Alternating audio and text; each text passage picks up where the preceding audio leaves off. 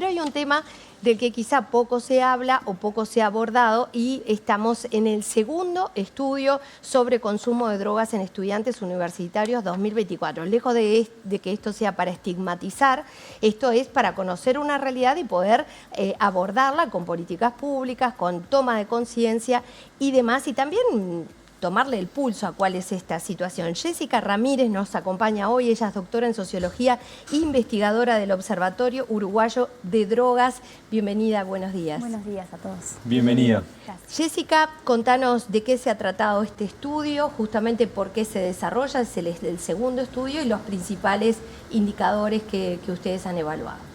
Bien, sí. Bueno, el principal objetivo de este tipo de estudios tiene que ver con generar evidencia para tomar decisiones, para informar a la política, ¿sí? Para que no estemos hablando sobre presunciones, sino que tengamos datos construidos científicamente que nos digan, en este caso, cuál es la manifestación de los diferentes consumos que hay en la población universitaria. Es el segundo que hacemos desde el Observatorio Uruguayo de Drogas, pero es el primero que representa a todos los estudiantes universitarios de la Universidad de la República. El anterior solamente había involucrado a 6 facultades o servicios, entonces este es el primero que tenemos representativa de todos los estudiantes de grado de UDELAR. Esto nos permite marcar de alguna forma la línea base, ahora sí, para comparar a partir de ahí. Exactamente, además hemos trabajado en un convenio con rectorado y otras Dirección General de Planeamiento de la UDELAR y ya quedó como instaurada una metodología para poder dar continuidad y probablemente en 2 años estemos haciendo una nueva medición. Eso te pregunta, ¿cada cuánto cada 2 años se estima que...? Bueno, estamos proyectando sí eso, tomando, como decía tu compañera, a partir de ahora la línea de base para todo. La línea de base para hacer la comparativa. Te decía de los indicadores. ¿Qué datos fueron los que investigaron y a partir de ahí vemos los hallazgos? Bueno, este tipo de estudios epidemiológicos tiene indicadores clásicos, tradicionales, que tenemos que seguir para también poder comparar con otras poblaciones, que son los indicadores de prevalencia, ¿sí? ¿Qué contacto tiene la población, en este caso universitaria, con las sustancias, cuánto lo consumieron en el último año, en el último mes.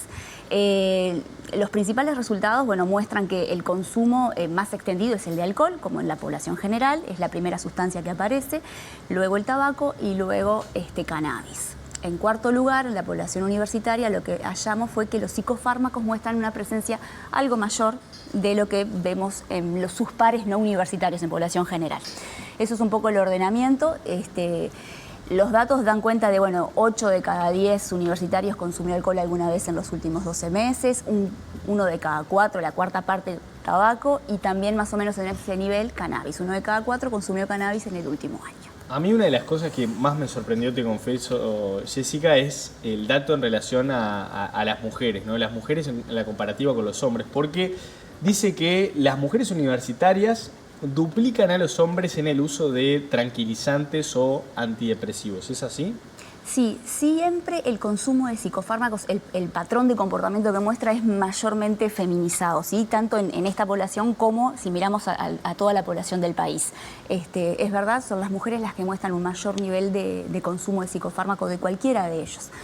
Particularmente en este estudio nos sorprendió, no eso porque es un patrón ya conocido de alguna manera, pero sí que el nivel sea más elevado que en población general del país. Eso sí apareció como un emergente sobre el que debemos o debe ser parte de la agenda pública para trabajar. Y aparte digo esto porque en definitiva después cuando uno va a los números también las mujeres son las que en general terminan las carreras y tienen mejores índices en ese sentido en comparación a los hombres. Entonces también me parece que por lo menos es un indicador que sorprende más allá de que está dentro de los parámetros que ustedes ya venían relevando, ¿no? Claro, sí. Y en particular, nosotros lo que miramos es el uso indebido, que le llamamos, o uso es aquel uso que no tiene una supervisión médica, que no está indicado, ya sea porque se sale de la frecuencia o de la dosis o porque directamente nunca consultó a un médico que está tomándolo. Entonces, en ese sentido también hay una proporción importante dentro de los que consumen que lo hacen sin la prescripción. ¿Es un 40%? Exactamente, en tranquilizantes sí y en medicamentos opioides también. No en antidepresivos. Los antidepresivos, la gran mayoría son con control médico, solamente un 3% es sin prescripción. Tengo 2 consultas para hacerte. La primera, vos decías no hay un estudio de referencia para poder compararlo. Exactamente. ¿Es un estudio como para preocuparse? Y lo otro, comparados con la región, ¿encontramos algún estudio similar en la región que permita por lo menos compararnos con otro país? No tenemos una referencia cercana en los países de la región. Esa mirada regional siempre se hace en población general y hay alguna referencia, pero es un tanto, tiene sus años, vamos a decir. Tiene sus años. Exactamente, sí. Pero ¿son números para preocuparnos? En realidad lo que nos tiene que llevar a preocuparnos creo que no es tanto la mirada comparativa, porque también esa mirada comparativa, por más que tengamos los mismos indicadores, y eso hay una información contextual que hace a la interpretación de los indicadores, por más que sea el mismo. Entonces a mí me parece que lo que tenemos que preocuparnos o no es en relación al país, a nosotros y con nosotros mismos. En ese sentido, yo creo que las interrogantes que se abren a partir de este estudio tienen que ver, bueno, ¿qué tiene la población universitaria, los estudiantes universitarios, que lleva a que muestren un patrón de consumo más intenso, si quiero, o mayor que población general? ¿Qué hay ahí de diferencia? Bueno, justamente quería preguntarte si entre la encuesta que ustedes utilizaron, el mecanismo que hayan utilizado para relevar la información, había consultas que nos permitan identificar las razones por las que o la falta de conciencia sobre el consumo. ¿Hay algo de información cualitativa que nos permita identificar más información detrás de estos consumos? Lamentablemente no, porque la herramienta que utilizamos es cuantitativa y solamente, bueno, construimos indicadores objetivos que hacen a consumir frecuencias bajo ciertas condiciones. Lo que nos pasó ahora es que, bueno, esto, como decía, abrió interrogantes y nos llevan a un diseño de corte cualitativo para poder decir el porqué, las motivaciones, en qué contexto, claro, cómo, cuáles son las motivaciones que hay detrás de eso. Exacto, porque ahí puede haber, por un lado, el entender que no pasa nada, claro, puede ser, o puede que estén pasando cosas y se estén canalizando de esa manera, y eso nos permite abordar de forma bien diferente, ¿no? La sensibilización, si es que no se tiene en cuenta el riesgo, o si hay que abordar temas de salud mental importantes, en los que estemos hablando quizá de estrés, depresiones. Muchos estudiantes universitarios en nuestro país, cosa que no pasa en otros países, sobre todo europeos y del nivel socioeconómico quizá como puede tener el Uruguay, que es que estudiamos y trabajamos, ¿verdad? Que se da desde muy temprano, claro, casi siempre. Y esto en otros países no se da, el que estudia en la universidad solo estudia en la universidad.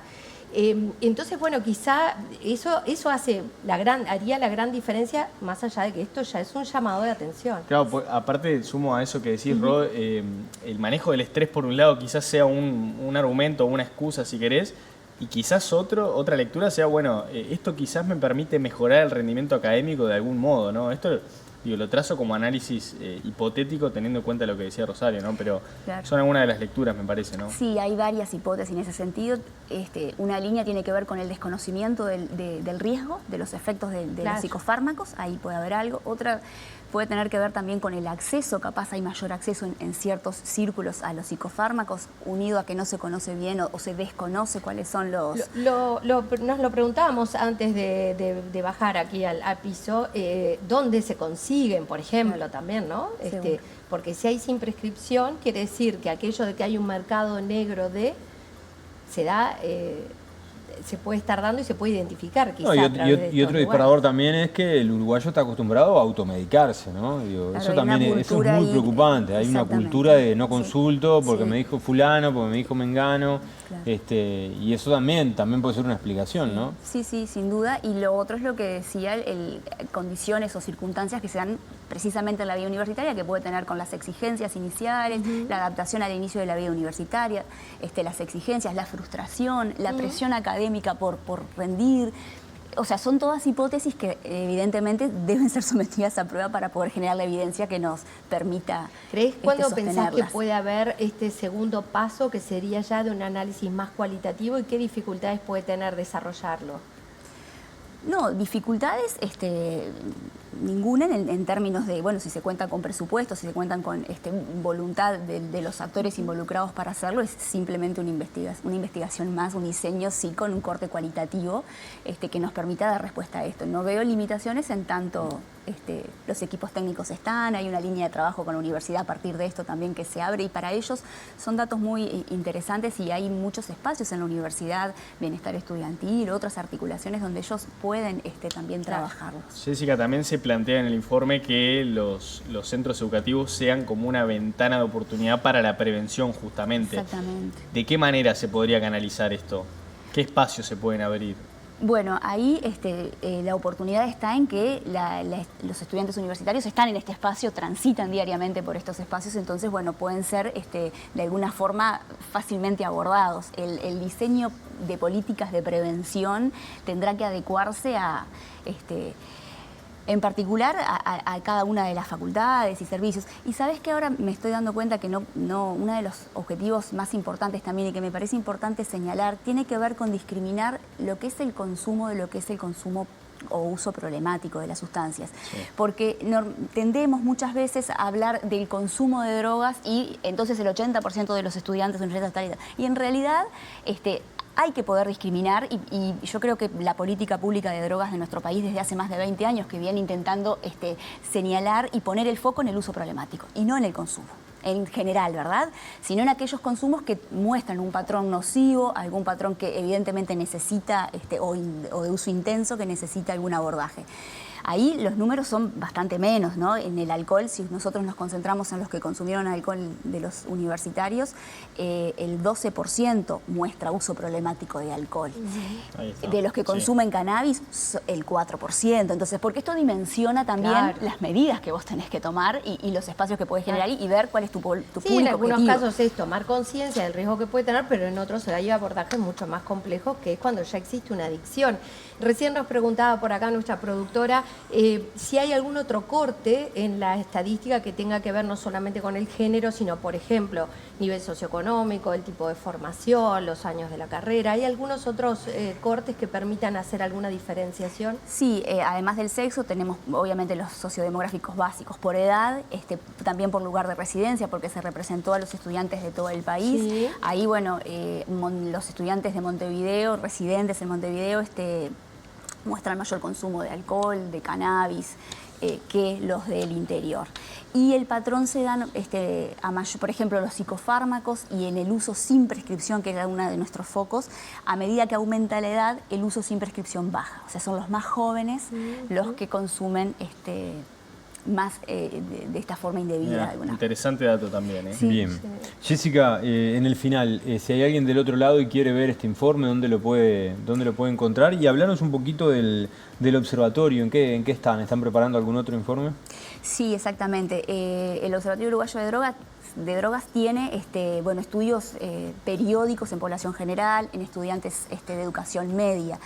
En el año 24 se terminó el estudio en población general, se presentaron los datos en diciembre pasado, pero ahora estamos escribiendo todo el informe, vamos a decir, va a estar próximamente disponible y acabamos de recibir las bases de datos. Así que tenemos lindo trabajo para procesar de estudiantes de educación media.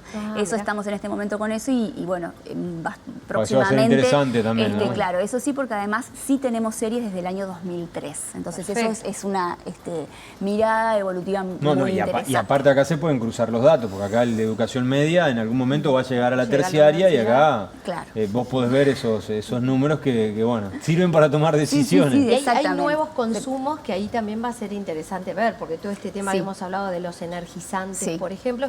¿En la población universitaria entró en alguna de las categorías? No lo consultamos, no. Y en estudiantes más problemático, ¿no? Sí. Si bien se entiende que para mayores de 18 años tiene que estar habilitado, pero también es el alcohol. Bueno, hoy es de venta libre para cualquier persona, no está hoy sí. Entonces, y el foco está en los estudiantes, en los adolescentes, en los adolescentes, y realmente el consumo viene en aumento en esa población.